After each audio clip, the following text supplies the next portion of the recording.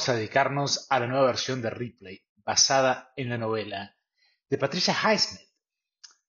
La versión de Anthony Minghella de 1999, protagonizada por Matt Damon y el cast más espectacular, fue una inspiración para mi propia vida, como todo homosexual, al menos de mi generación, que se ve forzado o se vio forzado a vivir entre la realidad y la ficción para lograr respeto por uno mismo.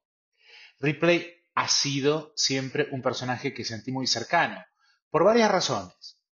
Su paradojal ambivalencia y al mismo tiempo polaridad sexual, que pasa por una exploración no ortodoxa de la homosexualidad, el modo en el que se construye a sí mismo como esteta, y hasta yo diría como diletante, sin un background, educación familiar, o en otras palabras, sin un ecosistema en el que el buen gusto le fuera transmitido por sus padres o su grupo social. Ese impulso de construirse a uno mismo para unir el mundo privado y el público, al extremo de rechazar la imposición de un modo de vida que lo fija a uno en el lugar de esclavo. Sí, me siento muy afín a Ripley y esta mala educación es dedicada a él. En la era de Instagram, donde la movilidad social está obstruida por las nuevas generaciones, Ripley nos permite hacer preguntas irrelevantes. La serie apela a una sensibilidad cincuentona de aquellos que nos creemos más jóvenes de lo que somos. Y tengamos en cuenta que en la novela Ripley tiene 24 años y en la serie de Netflix por lo menos 50.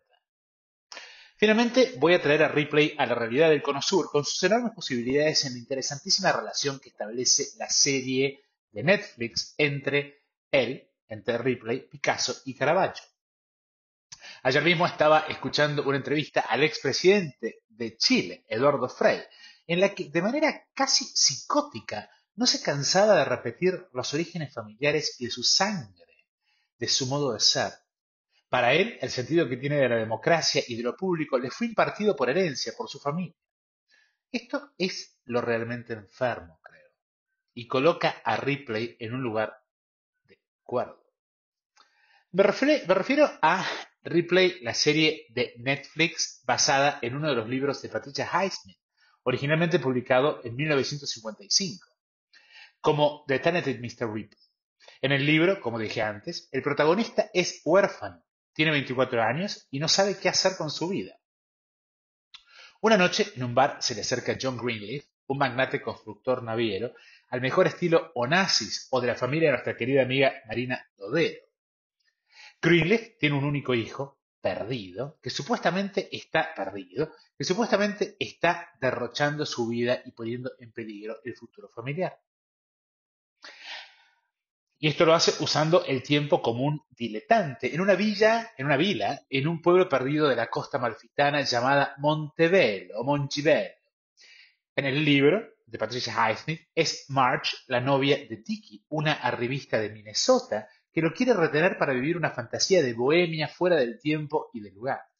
Lo único que le importa al padre de Greenleaf es que su hijo vuelva a Nueva York a hacerse cargo de sus responsabilidades patriarcales en la empresa familiar.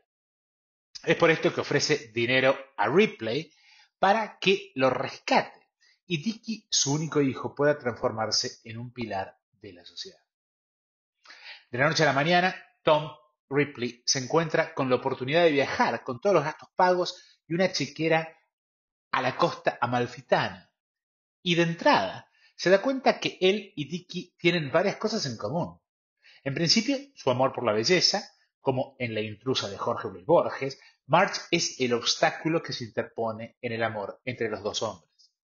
Narcisista como pocos y menos inteligente que Tom, Dicky percibe esto e inmediatamente lo invita a pasar unos días con él en su villa, lo que incrementa el resentimiento de su novia.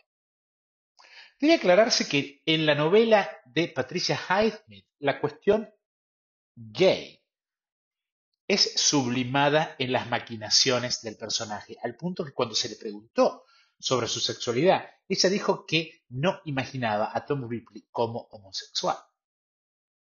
Es de público conocimiento que la autora no solo era lesbiana, sino que sentía estar en el cuerpo equivocado.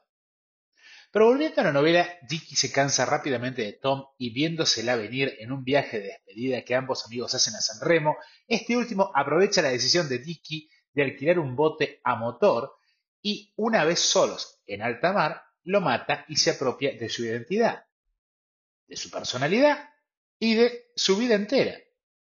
Tal vez lo que lo asocia con el prejuicio de ser gay es su soledad, su gusto por la estética y el hecho de que rápidamente, como si de una mujer araña de Manuel Puig se tratara, teje una red de mentiras que lo obligan a vivir en estado de constante dualismo personal.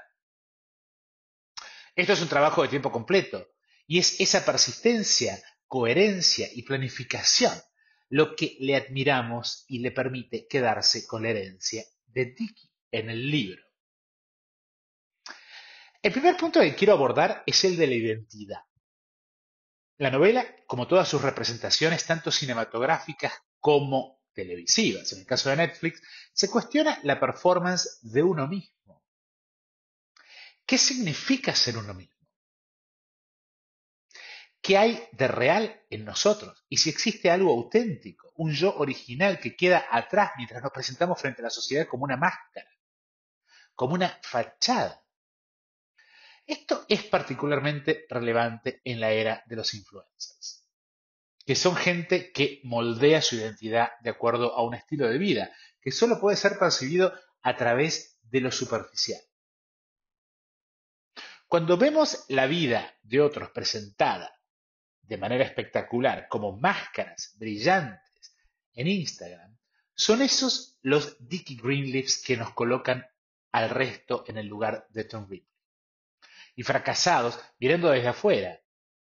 Pero lo que creo que hace a Tom Ripley particularmente interesante es que él se hace cargo de su envidia y trabaja desde allí. La preocupación con nuestra imagen, con postear la foto correcta, con la luz correcta, en el lugar correcto, con todo correcto. En la era de la economía creativa, el ser uno mismo es un trabajo muy lucrativo en las redes sociales. O puede serlo. Hoy es la imagen lo único que parece importar. La pregunta es cómo se usa la visualidad, la verdad y la mentira como armas en la era de las redes sociales. En el caso de Ripley, esto como labor es la labor de ser él, o mejor dicho, de ser Dicky. Y a ese nivel alcanza el nivel de fetichismo. El libro de Patricia Highsmith es indudablemente una reflexión sobre la estructura de clases, pero va mucho más a fondo, porque Ripley sabe que es un freak y no se avergüenza de serlo. Lo que indudablemente creo que redime, al menos parcialmente, a Ripley es su pasión por la estética. Desde el libro, Ripley tiene una obsesión por el detalle, pero no me refiero al detalle estético, sino al detalle en sí mismo. Tom Ripley es un artista de la performance y su arte reside en la mentira, pero no por la creatividad de la ficción impuesta como verdad, sino por nunca salirse del libreto por más increíble y sacado de los pelos imposible que parezca. Entonces, la primera lección que nos da Tom Ripley es que una vez que se dice una mentira, nunca jamás se cambia la historia, no importa lo que nadie diga o lo que ocurra alrededor. Y si lo pensamos, ¿no se trata de esto de vivir? ¿No es esta la diferencia entre la gente supuestamente inteligente y la gente percibida como naif o tonta? ¿Cuál es la historia que los padres le cuentan a sus hijos? ¿Cómo los hijos se definen a sí mismos? ¿Cómo vendemos lo que vendemos en nuestras profesiones para mantenernos a nosotros mismos? Para resumir, el tema de la novela de Ripley es la mecánica de la mentira, que podría resumirse como que el mentiroso más eficiente es aquel que pueda transformar a la verdad en un arma. Sin ir más lejos, Tom Ripley es quien dice la primera verdad al confesar que fue el padre de Dicky el que lo mandó a buscarlo apenas aterrizó en Italia. La maravilla del caso en el caso de Ripley, es haber podido casi alquímicamente tensionar la relación entre realidad y mentira, poniendo por delante y de entrada una gran y dolorosa verdad, que el padre cree que Dick es un pelotudo. Segunda lección de Ripley, entonces, solo se puede comenzar a manipular a través de la verdad, no de la mentira. Después viene la mentira. En Ripley lo que importa nunca es el qué, sino el cómo. Pero tras encontrarse con Dickie hay algo subyacente que en la versión de Matt Damon, entre tanto brillo, aparece para desaparecer, que es el mutuo desencanto. En la versión de 1999, dirigida por Anthony Minghella, bajo el título del talentoso Mr. Ripley, la cuestión gay es inflada. Esto es algo que no está en el libro y Tom parece ser bullied por Dickie, Jude Law, como si el que se cansara fuera este último, pero en realidad el verdaderamente decepcionado, y esto se ve claramente en la novela y se ve claramente en la serie, es Tom Ripley. Él está decepcionado por lo mal artista que es su nuevo ídolo, Dickie, y por lo banal y aburrido que puede llegar a ser por más dinero y barcos que tenga. En la versión de Anthony Minghella, esto queda opacado por el gusto por el jazz y reaparece en el replay de Netflix cuando el foco se pone en la pintura, específicamente en la figura de Caravaggio. Esta última versión que pueden ver ya mismo en Netflix sitúa a Ripley como asesino porque sabe que él se merece el lugar de Dick por ser más talentoso. Hay algo de lo planteado la semana pasada respecto de Evita y su acercamiento a Perón, porque ella sabe que Perón sin ella no puede ser Perón. Pero nuevamente, tanto en Ripley como en Evita, la cuestión de la clase vuelve a ser un obstáculo. En cierto sentido, Tom es un lugar común y nos atrae por su capacidad de constante reinvención que demanda sacrificio. Un lugar común femenino, ya que si hay algo que caracteriza a las mujeres, también a los pintores de corte en el Renacimiento, es la necesidad de reinventarse constantemente. Un hombre se mantiene estable durante toda su vida, no tiene que moverse en una posición, sin moverse, mientras que la mujer tiene que vivir reinventándose para lograr atención. Esto es elevado a nivel de arte por Ripley. La tercera lección de Ripley entonces es que para ascender a la escala social, algo dentro de nosotros tiene que morir. Y la pregunta es, ¿cuánto estamos dispuestos a amputar en nosotros mismos para tener éxito? Esto es algo muy relevante en el mundo del arte, en donde el artista es invitado a ajustarse a los deseos de un grupo social estéril, aburrido, poco creativo, obsesionado con sí mismo, con su propio dinero y con su propio prestigio. Pero que en realidad lo que terminan haciendo es impidiendo el desarrollo de una vanguardia y haciendo de los artistas parásitos, patéticos o amas de casa. Entonces, para refinar un poco más esta conclusión provisional a la que estamos llegando, podría decirse que la gran lección de Tom Ripley es la de saber resignarnos para lograr la excelencia. Saber cuándo dejar de reinventarnos para complacer al otro. Cuándo dejar de desgastarnos. Como vengo diciendo, ha habido varias versiones de esta historia. Previa a la de Matt Damon, de 1999, teníamos la de René Clément, protagonizada por Alain Delon, en donde Ripley es mostrado como feliz, super gay, super táctil, físico, pero casi tonto. Y hay algo de esa estupidez que se proyecta en la versión del 99 de The Talented Mr. Ripley. Paradójicamente, The Talented Mr. Ripley como película es el mayor de los logros de Harvey Weinstein, a la cabeza de Miramax. Esta fue una versión que amé y hoy no amo tanto, pero tuvo una gran influencia en mi vida, al punto que decidí comprar un velero que muchos recuerdan como uno de los grandes momentos sociales de mi vida en Buenos Aires, en el Río de la Plata, llamado Amnesia, en donde no se aceptaba ninguna otra bebida que no fuera el Campari. La decisión de comprarlo la tomé mientras veía esta película, El talentoso Mr. Ripley, la del 99, en el cine de Patio Bullrich, of all places. La película de Minghella está dividida en dos partes. Tom, el bueno y boludo, que se transforma frente a nuestros propios ojos en el diablo mismo. Y la música ayuda mucho para eso. Incluso la cinematografía se vuelve narcótica.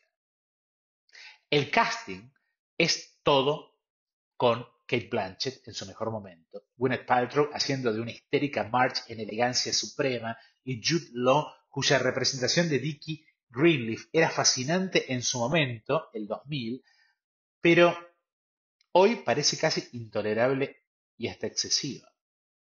La versión de Minghella es polarizante, casi como una pintura de Roy Lichtenstein, en donde la mujer aparece siempre como indefensa e histérica y el hombre es caracterizado por la precisión, casi de un revólver.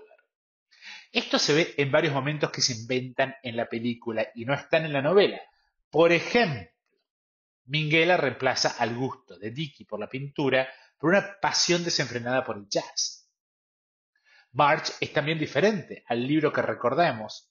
Es presentado por la autora como una fantasía de misoginia gay y desprecio por la mujer, y sobre todo por la forma femenina, a la que Patricia Highsmith adoraba al punto de la adicción sexual.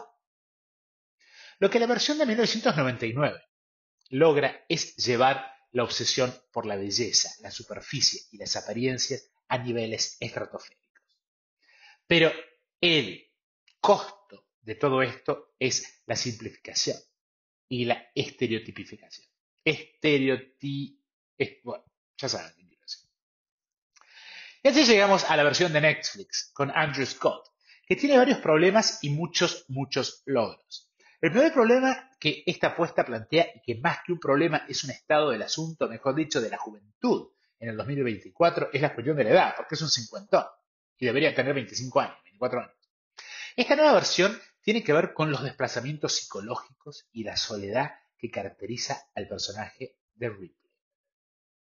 Es como si el foco estuviera puesto en el modo en el que su psicología niega sus inseguridades para seguir adelante. Desde este punto de vista, esta última versión es particularmente importante para la cultura postdictatorial argentina, chilena, paraguaya, uruguaya, brasileña, etcétera, básicamente de la región, que está basada en una cultura de la negación o en lo que una experta en estudios de performance llamó percepticidio, es decir, no poder ver lo que se tiene enfrente o, teniéndolo enfrente, no poder creerlo. Lo interesante de la apuesta de Netflix es que nada parece tener sentido en el mundo que Tom Ripley construye para sí mismo, pero todo encaja a la perfección, como un reloj suizo.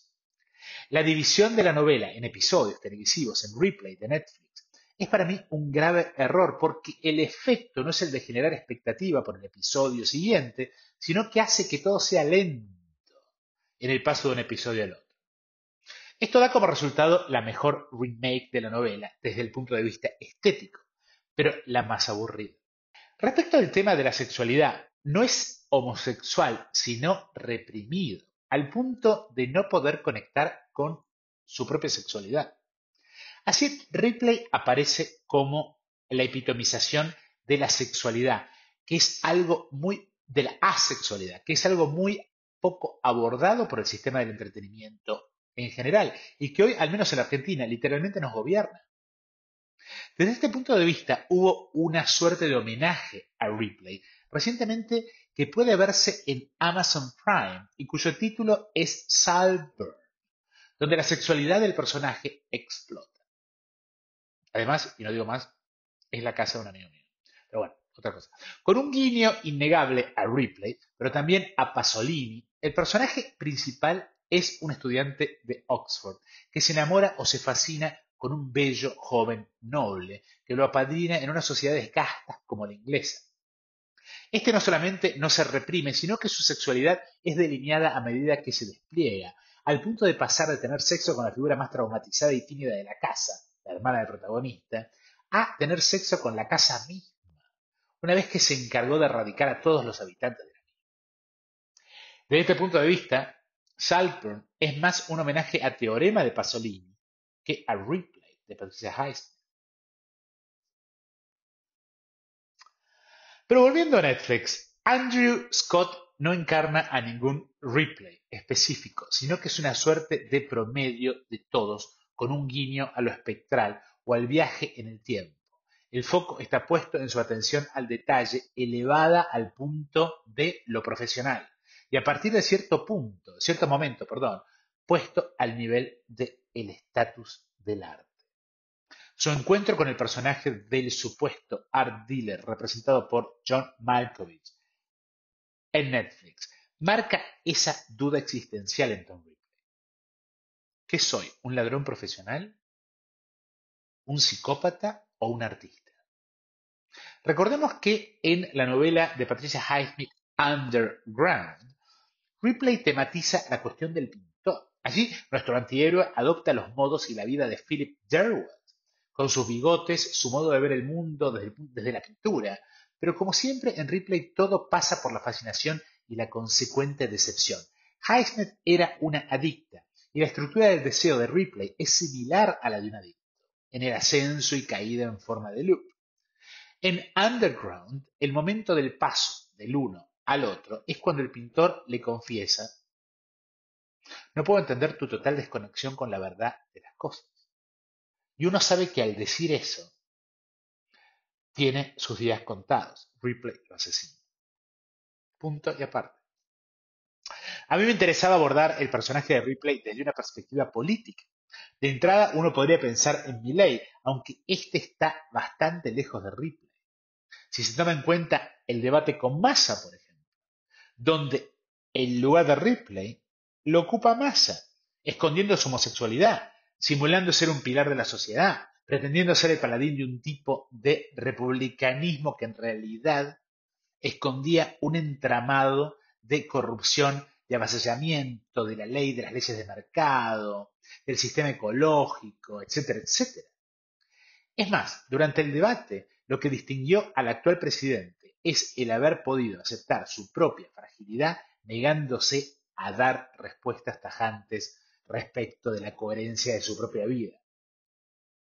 Cuando Massa le decía, por sí o por no, Milley deflects. Creo que cuando dijo, uno cambia en la vida, uno no tiene que ser coherente en la vida, toda la vida. Uno puede haber dicho algo cuando tenía 20 años y hoy decir algo totalmente diferente. En ese momento, Milley gana la elección. Mientras un inquisidor, Massa, le hablaba desde el siglo XII, Milley le dio una lección de fragilidad en la era de los grises. Pero recientemente el escándalo del congresista republicano norteamericano George Santos, un hombre en negación total y absoluta con la realidad, que inventó historias sobre sí mismo y sobre su propio currículum, que lo llevaron a alturas impensables y que dejan a Ripley como un pobre inocente, nos lleva a pensar en la posverdad y su relación con Ripley en otro sentido.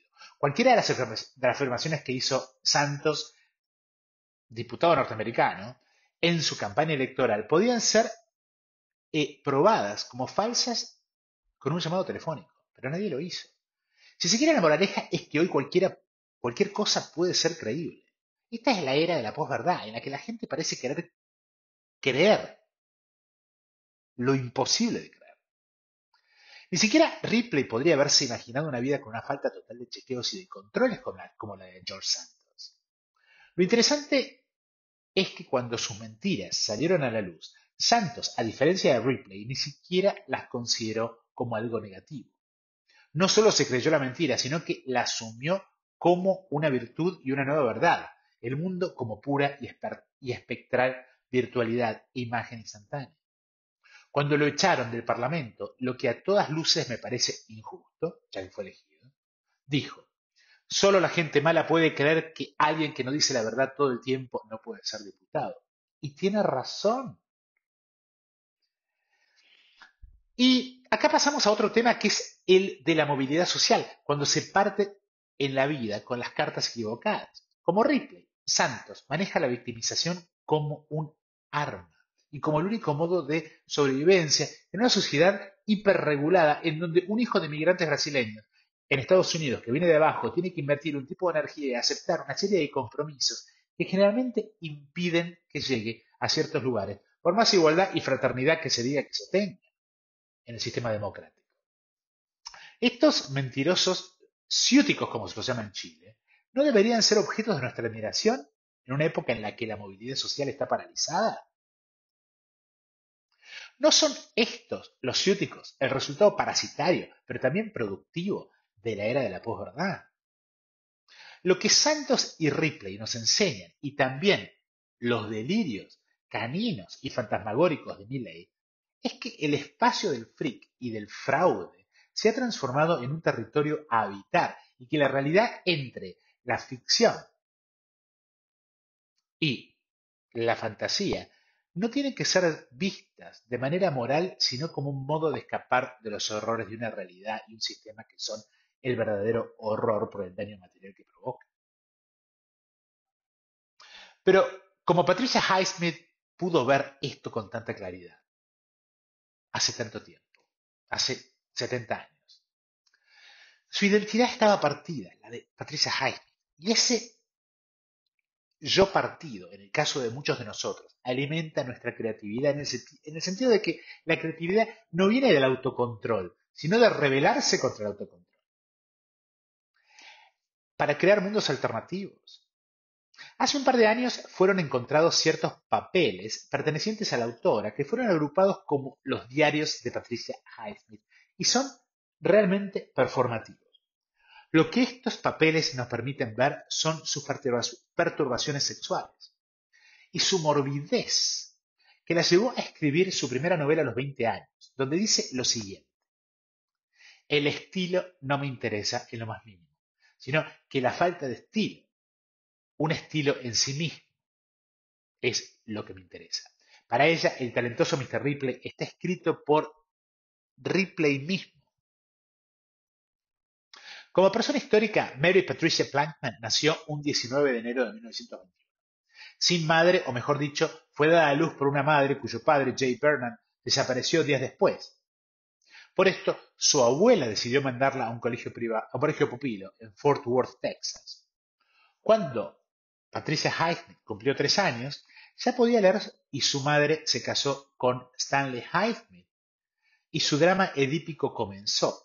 Esto puede verse claramente en sus diarios en donde se pregunta si es posible haberse podido enamorar de su propia madre. Esto fue dicho a los 12 años, cuando es explícitamente consciente de su lesbianismo y comienza una carrera amorosa en donde es permanentemente abandonada, o mejor dicho, busca mujeres que la abandonan para repetir aquel abandono original de parte de su padre. Esto se agravó cuando finalmente, a los 20 años, se reúne con él y él trata de violarla. Lo interesante de las palabras en general, es que nunca en sus diarios íntimos ella se refiere a sí misma como lesbiana, sino como homosexual.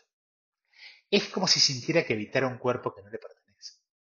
No sorprende que un tipo de subjetividad marcada por el trauma, como el de esta escritora, sea el de una adicta quien ya a los 20 años quedó atrapada en el circuito de repetición, que marca un loop que en su caso podría ser estructurado a través de periodos anoréxicos, alcohólicos, de fumadora serial, de escritora serial y de adicción al sexo. Pero si se quiere, su peor adicción fue al amor, ya que vivió una vida obsesionada por ser amada al punto de la locura. Su identificación con el hermafroditismo la llevó a coleccionar caracoles vivos.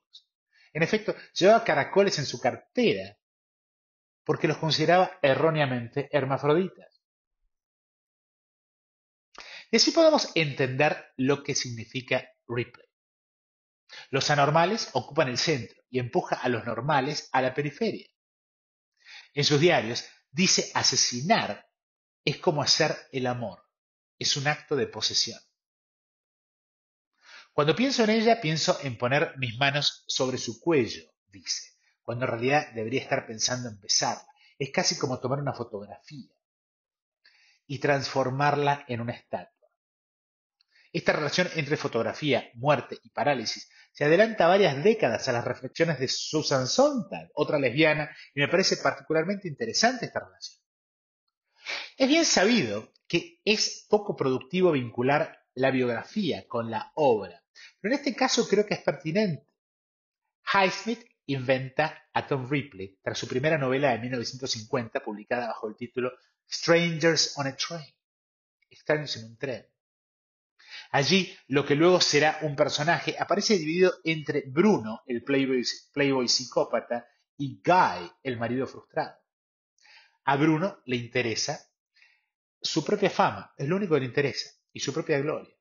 En este sentido, Bruno no está demasiado lejos de la autora. Es como si creara una fraternidad criminal donde sus héroes nacen rotos, pero por eso son más adecuados a la vida actual que el resto. Un precursor, por supuesto, de este tipo de pensamiento fue Thomas de Quincy, un fan de el opio y de los asesinatos entendidos como lo sublime.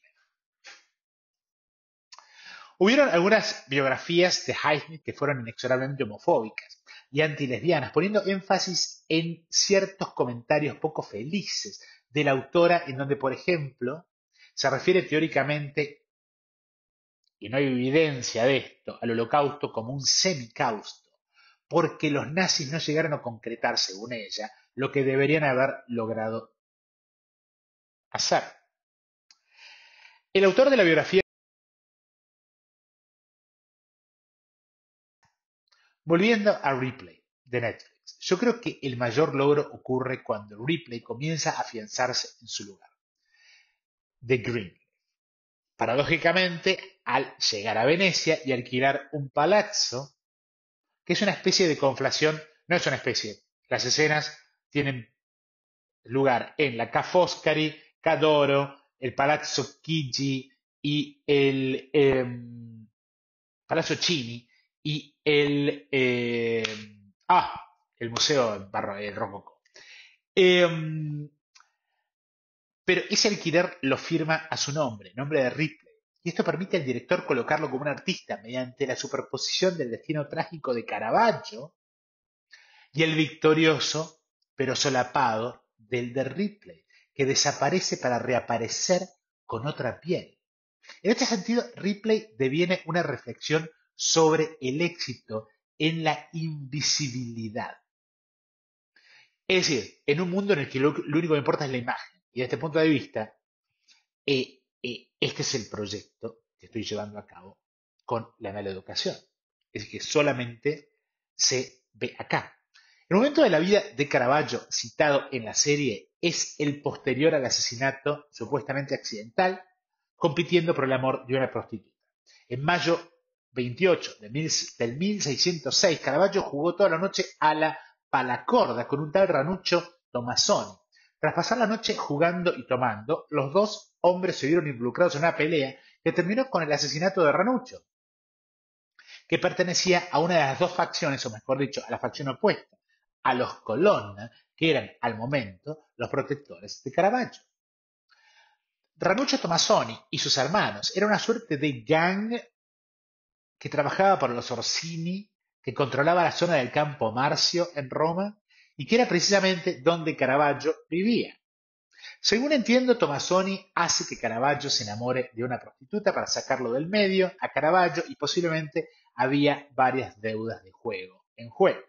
Tras esto, Caravaggio fue sentenciado a muerte y comenzó una huida hacia el sur de Italia, Palermo, en donde, como hasta la fecha, la ley quedó más en manos de ciertas organizaciones paracriminales que del papado, que es otra organización paracriminal. En el Renacimiento, la relación entre gang, mercenario, Estado y policía era muy borrosa. Bueno, como ahora. Por lo que Caravaggio se refugió primero en Palermo, luego en Nápoles y luego en Malta, donde es asesinado.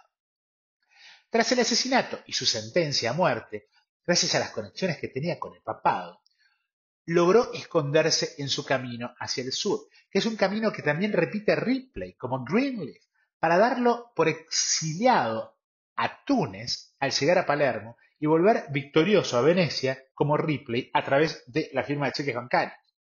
Algo que aparece en la serie es la ayuda de la familia Colonna, enemigos acérrimos de los Orsini, en la Roma renacentista. Caravaggio consiguió refugio en una de las vilas fuera de la ciudad de los Colonna y fue el príncipe Colonna el que testificó con toda una serie de ambigüedades que le permitieron escaparse para terminar en un final trágico. Un final trágico que no tiene Ripley. En el camino, Caravaggio pintó una serie de pinturas que son citadas en todo momento en la versión de Netflix y que no están en el libro, inclusive citadas, pintadas por Dickie Green. En síntesis, Ripley de Netflix desvía la atención de su sexualidad para concentrarse en su funcionalidad como modo de suspender la relación entre la realidad y la ficción, haciendo un paralelismo entre el barroco y el presente. Y ese paralelismo está representado por un elemento fundamental, que es la indiferenciación entre la realidad y la fantasía, entre la vida y el sueño, que en manos de individuos que devienen artistas, que hacen una performance de sus propias vidas mediante la manipulación de la mentira y la ficción, elevándola a nivel del arte, lo que lleva a una redistribución de la riqueza en la que quedan favorecidos y que, en definitiva, acaba siendo más justa que la presente. Por eso creo que Ripley, lejos de ser demonizado, debería ser celebrado como personaje. Sí, por supuesto, dejamos de lado el asesinato como método, que está mal.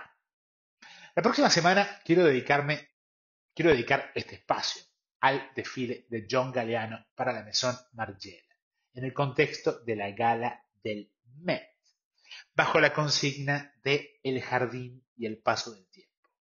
La aparición del vampiro, la deformación como chic y la amputación del cuerpo para la alta costura.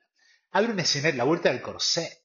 Abre un escenario que en manos de alguien como John Galliano, un genio, pero también alguien que hizo declaraciones pronazis, nos prepara para una escena cultural que al menos debe ser discutida. Nos vemos el martes próximo. Suscríbanse y esto se promociona de boca en boca. Así que, si les gusta, promocionenlo ustedes. Yo me concentro en lo que digo. Que tengan una buena semana. Nos vemos el martes.